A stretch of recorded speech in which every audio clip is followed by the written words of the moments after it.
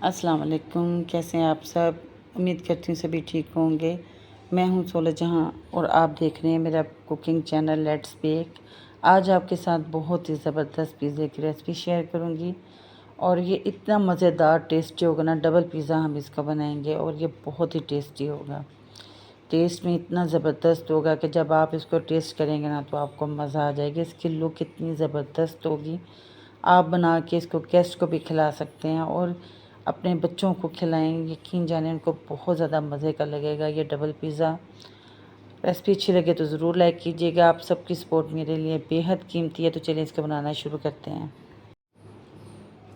सबसे पहले मैंने यहाँ पे तकरीबन 2 से 3 चम्मच दही के ले लिए।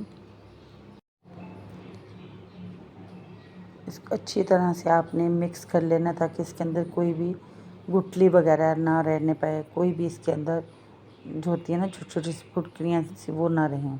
ठीक है। फिर इसके अंदर मैंने काली मिर्च पाउडर डाल दी है, तकरीबन हाफ़ टी स्पून। लाल मिर्च पाउडर डाल दिए, वो भी half tea spoon. Paprika powder मैंने वो भी हाफ़ टी स्पून डाल दिया। कुटा हुआ ज़ीरा डाल दिया, तकरीबन 1 टेबल स्पून। हल्दी मैंने इसके अंदर थोड़ी सी पिंच 2 पिंच लिए हैं और इसके अंदर मैंने तिक्का मसाला तकरीबन 2 टेबल स्पून लिया है। ठीक है। और एक पूरा नींबू इसके अंदर हम डाल देंगे। अच्छा, नमक मैंने क्यों नहीं यूज़ किया, क्योंकि इसके अंदर हमने चिकन टिक्का मसाला डाल दिया ना, तो उसके अंदर भी नमक होता है। तो आपने नमक देख लेना है। अगर आपको नमक कम लगे तो फिर आपने नमक डालना है। मैंने वैसे इसके अंदर थोड़ा सा नमक भी शामिल कर दिया था। फूड कलर इसके अंदर शामिल करेंगे। अगर आपको फूड कलर डालना है तो आप ज़रूर डालें। इससे बहुत अच्छा इसका टिक्के का जो कलर है ना चिकन का बहुत अच्छा आएगा। ठीक है। और यहाँ पे आपने नीम गर्म पानी लेना है डो तैयार करने के लिए। और इसके अंदर मैंने तकरीबन 1.5 चम्मच जो है ना चीनी के शामिल कर दिए और एक पूरा पैकेट ईस्ट जो तकरीबन 8 ग्राम होता है वो इसके अंदर शामिल कर दिया है।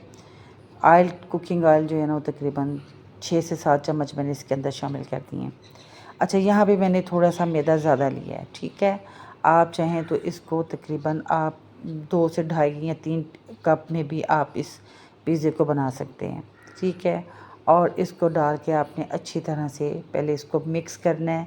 फिर हम नीम गर्म पानी के साथ इसको गूंद लेंगे।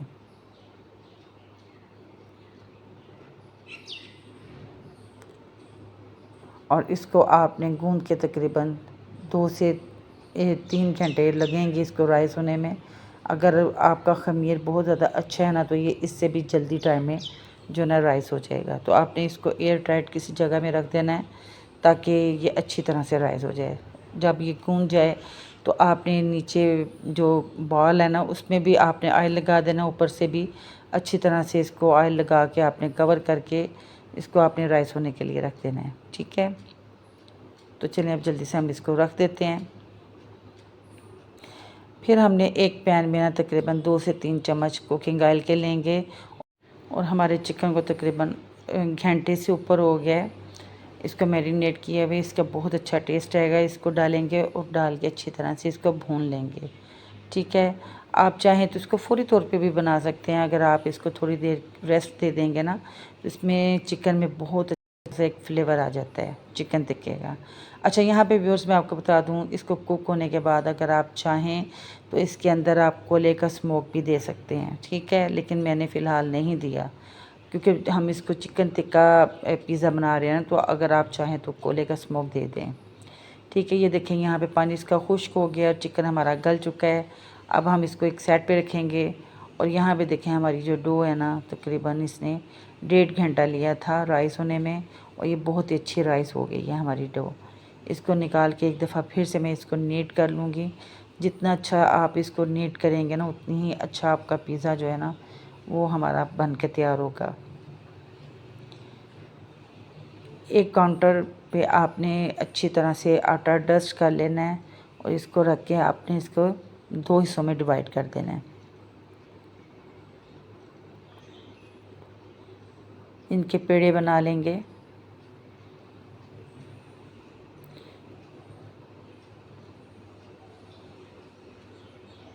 और एक पेड़े को जो हमने अभी फ़िलहाल साइड पे रखा है इसको आपने कवर करके रखना है। ठीक है। और इसको अच्छी तरह से आपने बेलने के साथ इसको जो है ना हम रोटी को बेल लेंगे। اچھا بیلتے ہوئے آپ نے اس چیز کا خیال رکھنا ہے کہ یہ ایکولی جو ہے نا ہر طرف سے اچھی طرح سے پریس ہو کے بیلا جائے۔ پیزا ٹرے لیں گے، اس کے اوپر آپ نے آئل لگا دینا اچھی طرح سے تاکہ یہ اس کے ساتھ چپکے نہیں۔ پھر ہم پیزا جو ڈو ہے نا اس کے اوپر رکھیں گے، اس طرح ہاتھ سے آپ نے اچھی طرح سے اس کو پھیلا دینا ہے۔ پھیلا کے آپ نے اس کو جو ہے نا پریس کرتے ہوئے اس کو ہم جو ہے نا پیزے کے ٹرے کے سائز کا جتنا کر دیں گے۔ پھر ہم ایک کانٹا لیں گے، اس کے ساتھ اس کے اوپر نشان لگائیں گے، اور یہاں پہ باربیکیو سوس لی ہے میں نے، اس کے اوپر اچھی طرح سے برش کے ساتھ لگا لیں گے۔ آپ چاہیں تو یہاں پہ آپ جو ہے نا پیزا سوس بھی لگا سکتے ہیں، ٹھیک ہے، لیکن میں نے باربیکیو سوس لگا دیا ہے کیونکہ اس سے اچھا بہت زیادہ اچھا اس کا ٹیسٹ آئے گا۔ پھر میں نے چلی سوس اس کے اوپر لگائی ہے، وہ بھی میں برش کے ساتھ اچھی طرح سے اس کے اوپر لگا دوں گی۔ چکن رکھیں گے اس کے اوپر، ہاف چکن ہم اس پہ رکھیں گے، ہاف چکن ہم دوسری لیئر میں لگائیں گے۔ پھر چیز ڈال دیں گے، موزریلا چیز ڈال دی ہے میں نے، اور چیڈر چیز بھی اس کے اندر شامل کر دی ہے۔ پیاز رکھ دیں گے، بریک بریک چھوٹا چھوٹا چاپ کر کے آپ نے پیاز اور شملہ مرچ وہ ہم اس کے اوپر لگا دیں گے۔ ٹاپ پہ یہ ہم نے لگا دیا۔ اب اس کو سائڈ پہ رکھیں گے۔ اب دوسری روٹی جو ہے نا وہ اس کو بھی اپنی پہلی روٹی کی طرح ہی بیل کے اس کو کر لینا ہے، لیکن اس کی تھوڑی سی ہم جو ہے نا اس کو تھوڑا سا بڑا کریں گے کیونکہ ہم نے اس کی لیئر لگانی ہے اس کے اوپر۔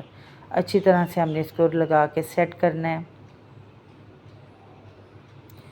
اور اس کو کسی بھی کٹر کے ساتھ آپ نے کاٹ لینا ہے۔ پھر اس طرح سے آپ نے اس کو جو ہے نا اندر کی طرف تھوڑا سا فولڈ کر دینا ہے، پھر اوپر کانٹے کے ساتھ نشان لگائیں گے، پھر باربیکیو ساس لگائیں گے، اور برش کے ساتھ اچھی طرح سے اس کو آپ نے جو ہے نا پھیلا کے لگا دینی ہے۔ چلی ساس لگائیں گے، پھر اسی طرح آپ نے ریپیٹ سارا جو ہے نا آپ نے اس کو ریپیٹ کرنا ہے۔ شملہ مرچ رکھ دی ہے میں نے، پیاز رکھ دوں گی اس کے اوپر، پھر چکن جو ہے نا ہم اس کے اوپر لگا دیں گے۔ پھر بعد میں ہم اس کے اوپر جو ہے نا چاہے آپ موزریلا چیز ڈال لیں زیادہ ساری، یا آپ اس کے اوپر چیڈر چیز دونوں ہی شامل کر دیں۔ میں نے دونوں ہی چیزیں چیڈر اور موزریلا دونوں اس کے اوپر اچھی خاصی اس کے اوپر چیز لگا دی ہے۔ پیزے کے ٹاپ پہ ہم یا تو کریم لگا دیں گے یا میونیز لگا دیں گے۔ اگر آپ نے کریم یا میونیز یوز کرنی ہے نا، یہاں پہ میں نے غلطی کی ہے کہ میں نے ڈائریکٹ اس کو ویسے ہی لگائی کیونکہ دیکھ رہے ہیں آپ نکل نہیں رہی، ٹھیک ہے۔ آپ چاہیں تو اس کو نا پائپنگ بیگ میں ڈال کر پھر آپ اس کو لگائیں، اس کی بہت اچھی سی لیئر اوپر رہے گی۔ یہ میں نے غلطی کی، آپ نے نہیں کرنی، ٹھیک ہے۔ اچھا پھر ہم اس کو نا 180 سیلسیس پہ رکھ کے اس کو بیک کر لیں گے، اور یہ تقریباً 30 منٹ میں ہمارا پیزا بن کے تیار ہو جائے گا۔ آپ چاہیں تو اس کو پتیلے میں بھی بیک کر سکتے ہیں، پتیلے میں آپ اس کو رکھ دیں گرم پری ہیٹ پتیلے میں نا، تقریباً یہ 50 منٹ میں بن کے تیار ہو جائے گا ہمارا پیزا۔ اور یہ آپ اس کو سرو کریں، یقین جانیں اتنا مزیدار، دیکھیں ہمارا پیزا بن کے تیار ہوا ہے۔ کھانے میں بہت زیادہ ٹیسٹی تھا، نیچے سے بہت زیادہ کرسپی تھا، اور یہ بہت ہی ڈبل پیزا ہمارا ٹیسٹی بن کے تیار ہوا تھا۔ آپ نے اس کو ضرور سے ٹرائی کرنا، اور اگر آپ کو آج کی ریسپی اچھی لگ رہی ہے تو میری ویڈیو کو ضرور سے لائک کیجیے گا، اور ویڈیو کو دوسروں کے ساتھ بھی شیئر کیا کریں۔ اگر آپ میرے چینل پہ نیو ہیں تو میرے چینل کو ضرور سے سبسکرائب کر لیں۔ آج کی ریسپی اچھی لگے تو ویڈیو کو لائک کریں، سبسکرائب کریں چینل کو، اور مجھے کمنٹ کر کے ضرور بتائیے گا۔ اپنی دعا میں یاد رکھیے گا۔ اسٹے ود می، اللہ حافظ۔